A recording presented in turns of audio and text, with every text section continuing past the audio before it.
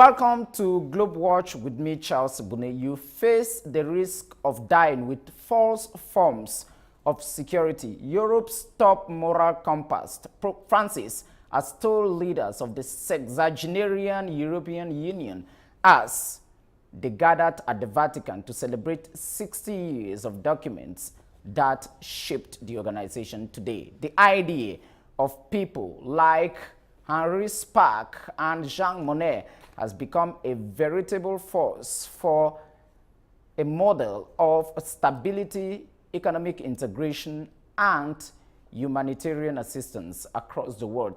Tired by chaos emanating from two global wars orchestrated by European countries, the European Union today is one of the most stabilizing forces, at least in Western Europe, providing numerous assistance for the past 60 years to communities. Question: can the organization face the tax of 21st century politics?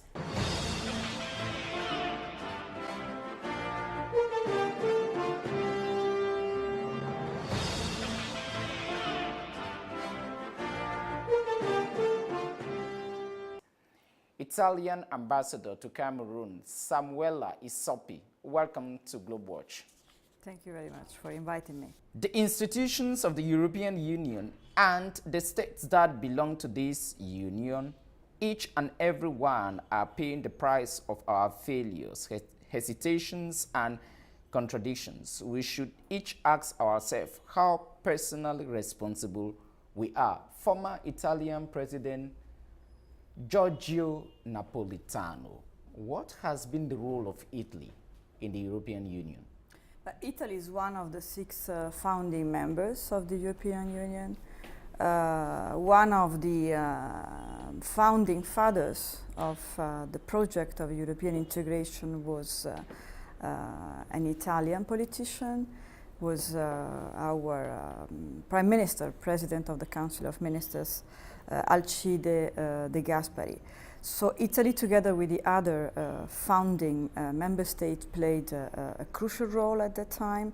Many Italian intellectuals like Altiero Spinelli were also protagonists, I would say, of the launching of this very important dream, I would say.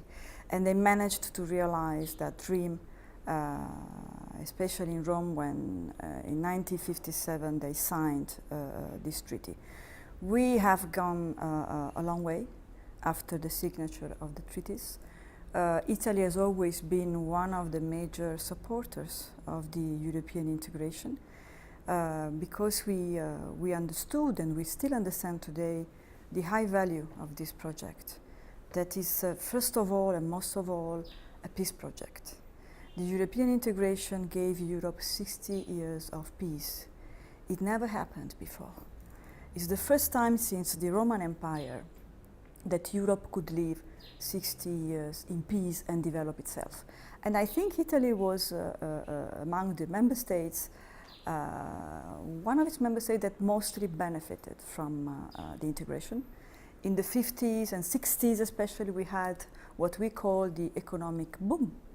And it's from the 50s and 60s that the Italian economy became what it is today. Once a strong economy, and this was also thanks to the European integration, the opening of the markets. You just said that it is a peace project, and that since the collapse of the Roman Empire, whose last elements were in 476 AD after Jesus, and that the economic miracle, if you like, of Western Europe in the 1960s contributed somehow by the Marshall Plan, which pumped some $17.5 billion to the construction of Europe.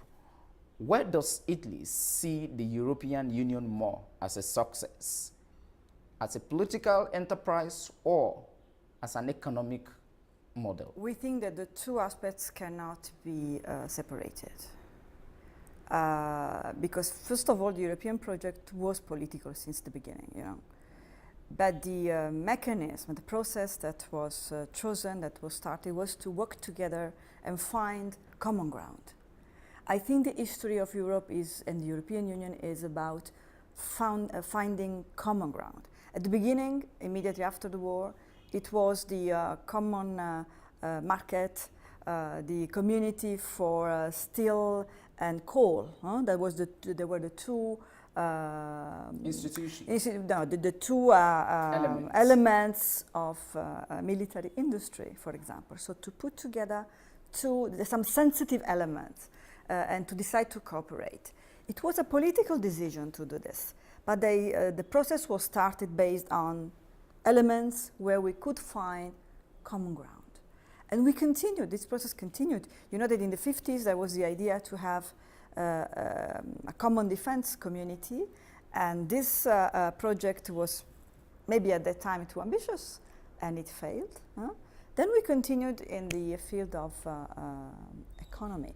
But the two aspects cannot really be separated. Today, one of the major debates about the European Union project is the entry of Turkey. And just listen to this.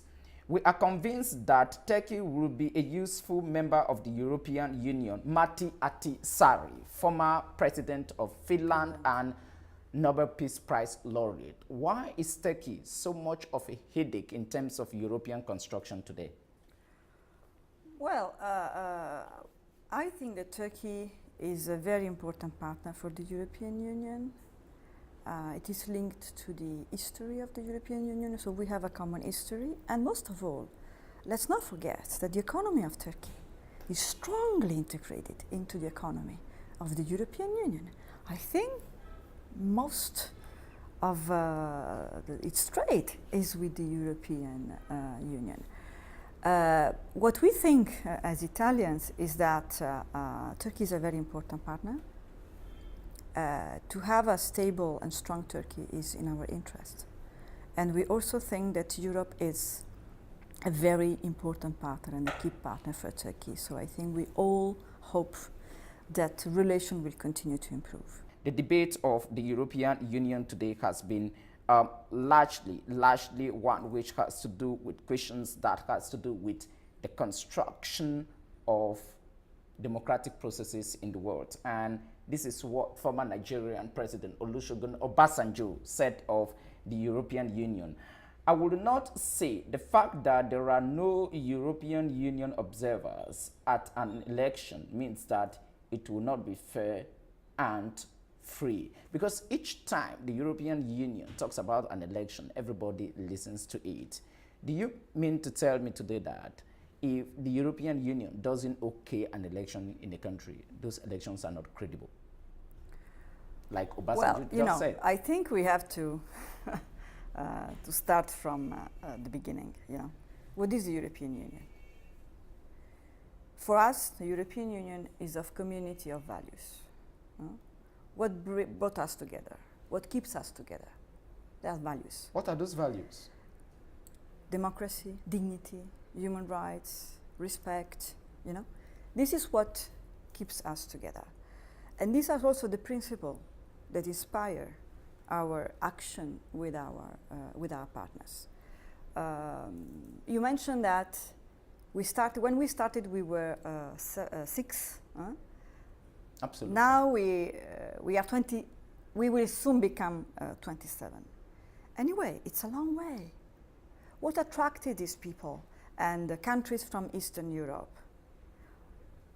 Was this common basis, common cultural basis, and this support for the same principles and for the same values. Europe is still today a dream and an objective. For many of the countries that are candidates, and these countries are from a part of Europe, but it's not again part of Europe. And for them, Europe means respect of rights, means good governance, means democracy, means a set of values. This is what we are most and first of all. And these are the same principles that inspire our action, not only in the field of election monitoring, but in general our relations abroad are based on these principles. Europe remains nowadays the biggest space of freedom, of social protection, and of rights. Well, one of the major topics in the European Union today is, of course, Brexit, the departure of the British from the European Union. Theresa May, the current Prime Minister, has just triggered Article 50, which launches the process of Britain leaving the EU. This is what former British Prime Minister David Cameron said, quote, "We have the character of an island nation, independent, forthright, passionate in defense of our sovereignty. We can no more change this British sensibility than we can drain the English Channel. And because of this sensibility, we come to the European Union with a free mind that is more practical than emotional." Do you see more leaving the European Union? You know, I think the British people took a decision that needs to be respected. Of course, it's the first time that a member state leaves the Union. The negotiations will last for a few years, but I mean, Great Britain has always been a part of Europe. No? They said, I think, even Cameroon or maybe Theresa May, they said, we are not closing the door to Europe. I mean, they are still in Europe. So negotiations will decide which kind of relations we will have. Where will Italy belong? Pushing for a hard brick exit or for a soft brick exit? You are Europe's third economic power. I don't think we have to simplify latest. I think that negotiations will decide. I think our relations are quite strong with the United Kingdom. Bilaterally, we have many Italians living in the United Kingdom. I think negotiations will find a good balance, a good solution, and a good agreement. But I mean, United Kingdom has always been part of European history. There's a strong economic relations with the rest of the continent.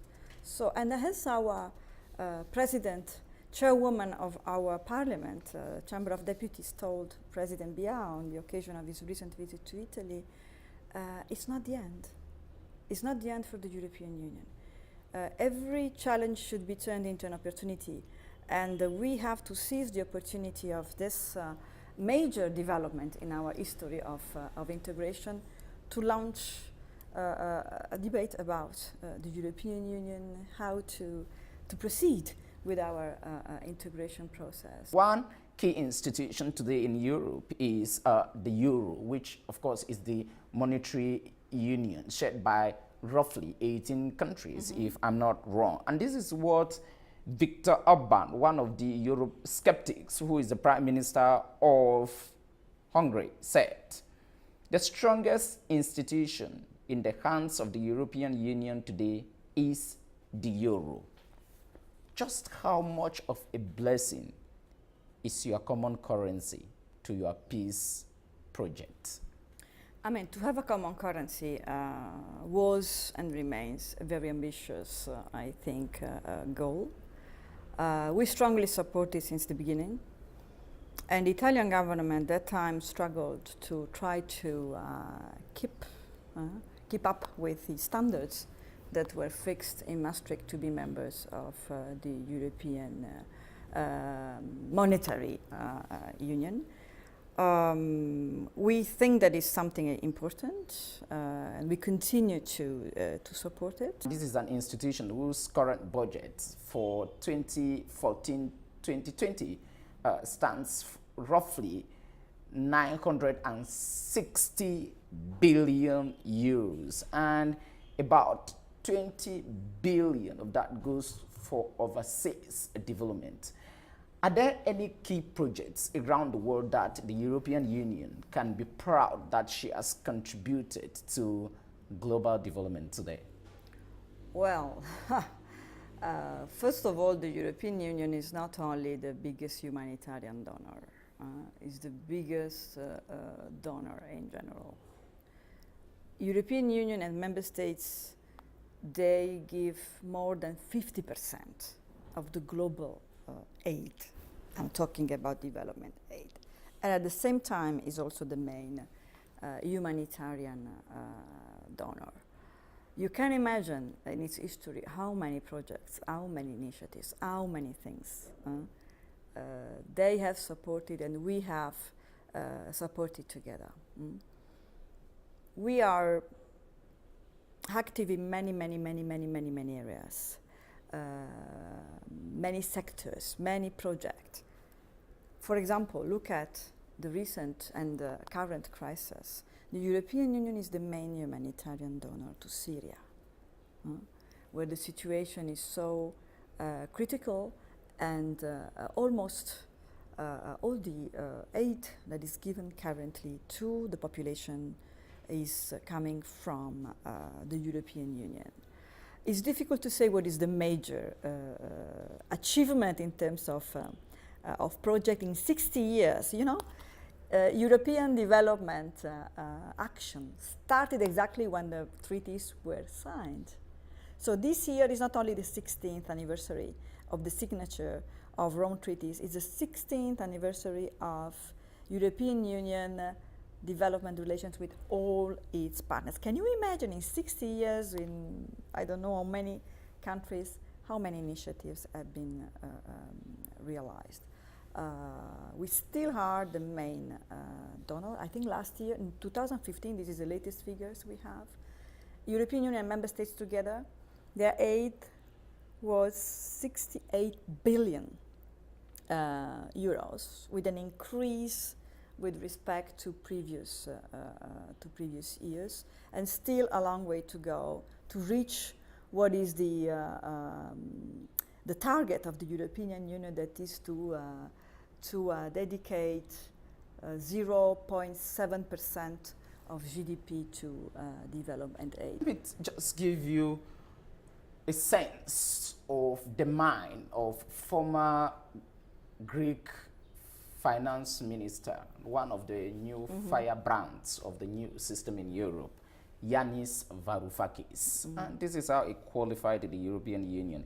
It is a European Union of economic failure, of mass unemployment, and of low growth. The reality today is that most European economies, especially those that are members of the European Union, are undergoing through a stressful economic atmosphere, austerity measures, cuts, and whatsoever.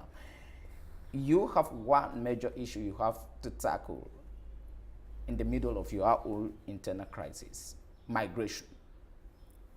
Well, how stressed are you? I would say that... and Italy is at the center of this migration. How much support is Italy receiving from member countries to tackle this issue of migration? Let's discuss the two things. The main issue now, the major issue now for the European Union is the impact of the economic crisis.